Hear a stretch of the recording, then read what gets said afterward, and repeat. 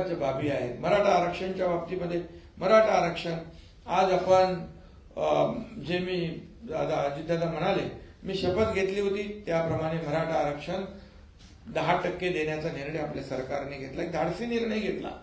जेव्हा यापूर्वी देखील हा निर्णय घेतला होता, जेव्हा देवेंद्रजी मुख्यमंत्री होते आणि हायकोर्टामध्ये तो निर्णय टिकवला आपण, परंतु दुर्दैवाने सरकार बदलल्यानंतर सुप्रीम कोर्टामध्ये ज्या पद्धतीने बाजू मांडली पाहिजे होती ती बाजू मांडली नाही. दुर्दैवाने तिथे रद्द झाला. आणि आता याच्यामध्ये कुणबी नोंदी आहेत त्या आपण तिथे जी शिंदे कमिटी आहे ते एक वेगळं काम सुरू आहे. आज त्याच्यामध्ये जे नोटिफिकेशन काढलेलं आहे त्याच्यामध्ये आपण हरकती 6 लाख आलेले आहे त्याची स्क्रुटिनी करतोय. त्यानंतर ते आपण त्याच्यावर प्रक्रिया सुरू आहे, त्याच्यावर सरकार योग्य तो निर्णय घेईल. परंतु जे सुप्रीम कोर्टामध्ये आरक्षण टिकवण्यासाठी जे काय मुद्दे ज्या काय बाबी मांडायला पाहिजे होत्या तिथे आलेलं जे अपयश आहे आणि ते अपयश, तिथे काढलेल्या त्रुटी, तिथे ज्या काही निरीक्षणं सुप्रीम कोर्टाने नोंदवली होती ती पूर्णपणे आम्ही मागासवर्ग आयोग नवीन गठीत केला, त्याचे पुनर्गठन केलं आणि मोठ्या प्रमाणावर 4 लाख लोक काम करत होते. आणि 4 लाख लोक काम करत असताना मागासवर्ग आयोग, त्याचबरोबर 3 निवृत्त न्यायाधीश, त्यांना आपण याच्यामध्ये मदतीला घेतलं होतं. इतर सगळी टीम जी आहे, जेव्हा अगोदर हायकोर्टामध्ये टिकवलं त्यावेळेस जी टीम होती त्यांची मदत आम्ही घेतली आणि हे मराठा आरक्षण 10% देण्याचा निर्णय घेतला. जसा आम्ही शब्द दिला होता तो शब्द आम्ही पूर्ण केला. ओबीसी समाज, इतर समाजाला धक्का न लावता आम्ही मराठा आरक्षण देणार ही भूमिका सरकारची स्पष्टपणे पहिल्या दिवसापासून होती आणि ती आम्ही पूर्ण केली. आज काही लोक म्हणतात ओबीसी मराठा आरक्षण टिकणार नाही. अरे आता आम्ही दिलेलं आहे, तुम्ही तर दिलं नाही कधी. जेव्हा तुमच्या हातात संधी होती तेव्हा दिलं नाही. मराठा समाजाचा वापर करून घेतला, नेते मोठे मोठे सर्व पदाधिकारी झाले, सत्ता आली, सगळं आलं, परंतु त्या समाजाला वंचित ठेवलं आणि आम्ही प्रामाणिकपणे दिलं.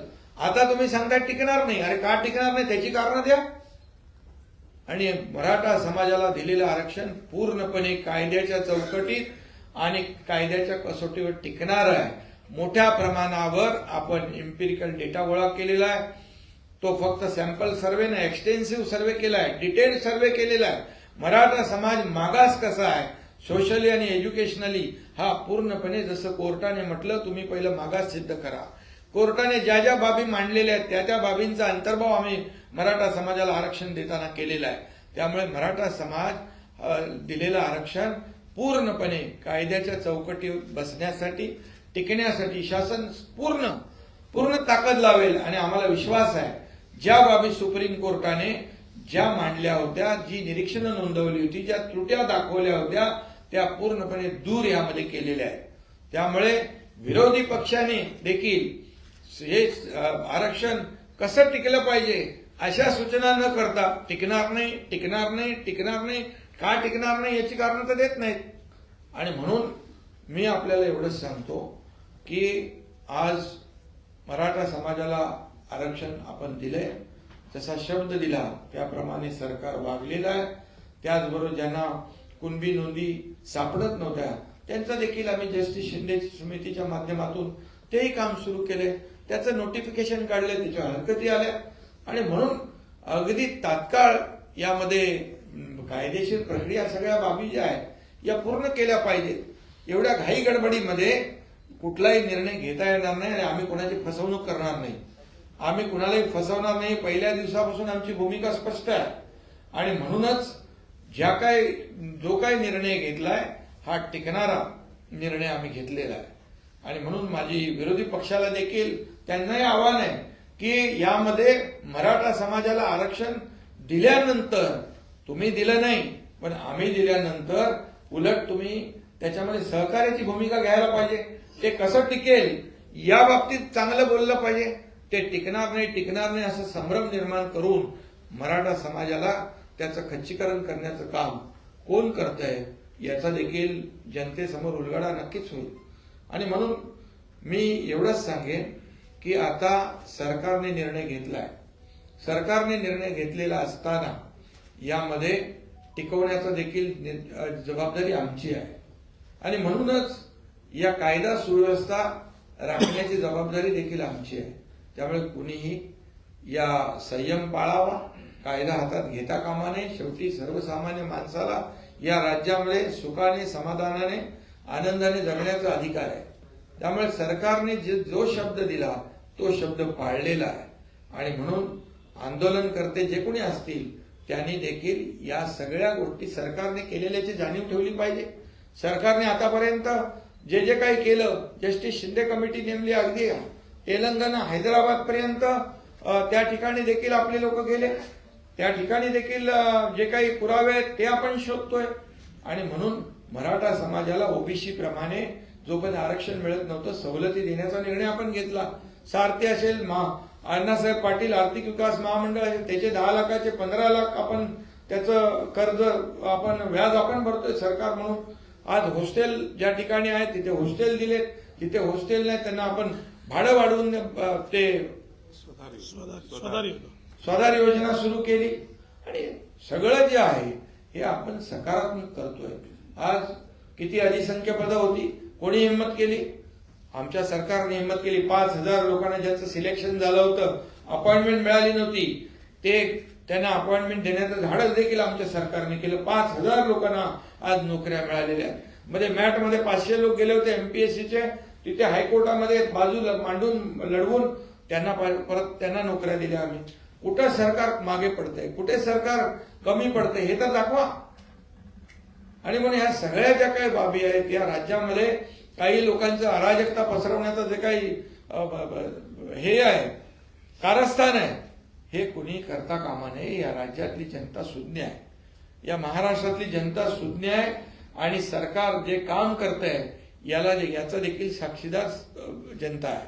आणि म्हणून आतापर्यंत जे जे काही झालं नाही मराठा समाजाच्या बाबतीमध्ये, ओबीसी समाजाच्या बाबतीमध्ये अनेक निर्णय सरकारने घेतले.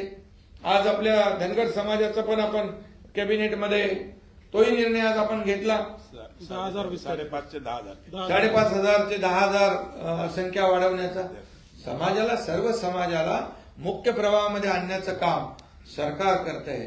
त्यामुळे मला वाटतं याच्यामध्ये कुणीही एक लोकांमध्ये संभ्रम पसरवण्याचा आणि सहानुभूती मिळवण्याचा प्रयत्न करू नये. महाराष्ट्रातली जनता सुज्ञ आहे.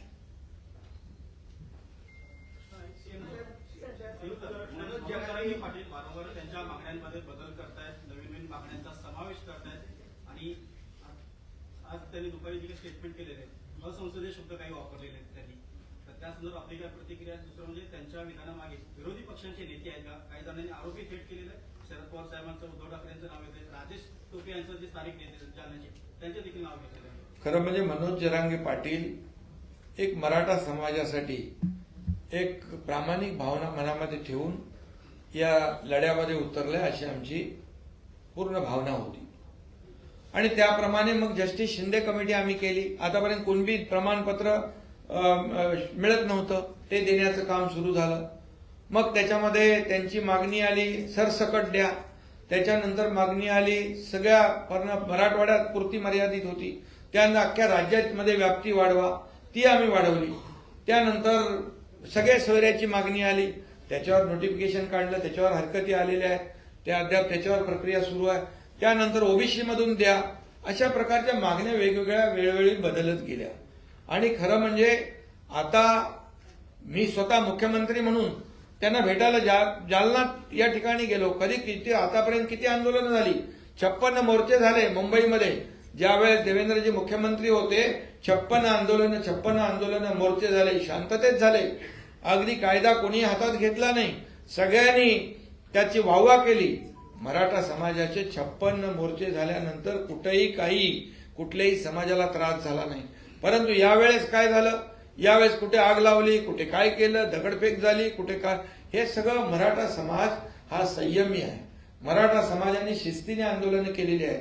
परंतु त्याला गालबोट लावण्याचं काम जे कोणी लोक करतायत यापासून देखील मराठा समाजाने सावध राहिलं पाहिजे तरुणांनी, हे माझी सूचना आहे. आणि त्यामध्ये जरांगे पाटील मनोज जरांगे पाटील जेव्हापर्यंत या ठिकाणी लोकांसाठी काही प्रामाणिक भावना आहे अशा प्रकारचं त्याची भावना होती. सरकार त्याच्याबरोबर, मी जालनाला गेलो, नव्या मुंबईत गेलो आणि मुख्यमंत्री असताना मी कधीही इगो ठेवला नाही, परंतु आता जी काही त्यांची भाषा आहे ती भाषा राजकीय भाषा मला वाटते आणि त्याच्या मागे कोणीतरी बोलतंय बोलवतंय अशा प्रकारचा वास येतोय आणि त्यामुळे यामध्ये कुठल्याही राजकारणाला बळी न पडता मराठा समाजाने आपल्याला सरकारने दिलेला निर्णय जो आहे हा सरकारने दिलेला निर्णय पूर्णपणे विचारांती निर्णय घेतलेला आहे आणि आज मुख्यमंत्री उपमुख्यमंत्री यांच्याबद्दल अशा प्रकारचं वक्तव्य करणं खालच्या पातळीवर जाऊन बोलणं ही आपली संस्कृती नाहीये,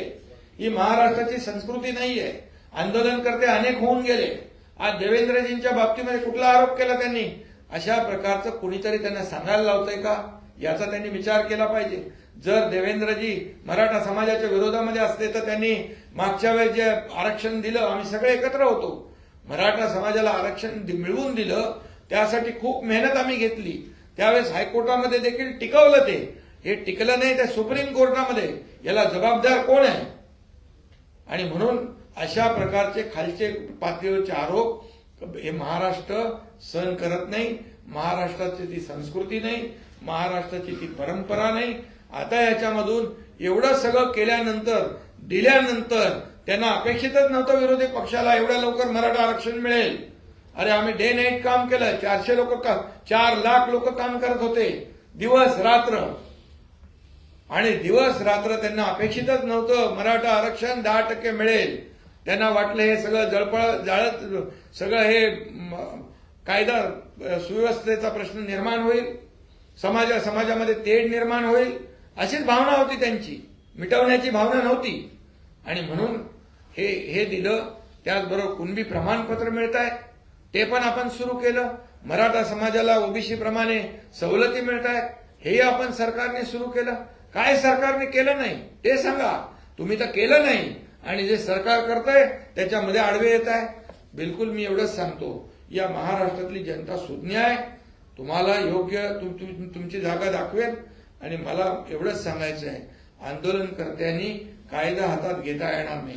या कायद्यासमोर कोणीही छोटा मोठा नाही, कायद्यासमोर सर्व समान आहे याची जाणीव प्रत्येकाने ठेवली पाहिजे. सरकार म्हणून मुख्यमंत्री म्हणून मी कधीही काही इगो ठेवला नाही.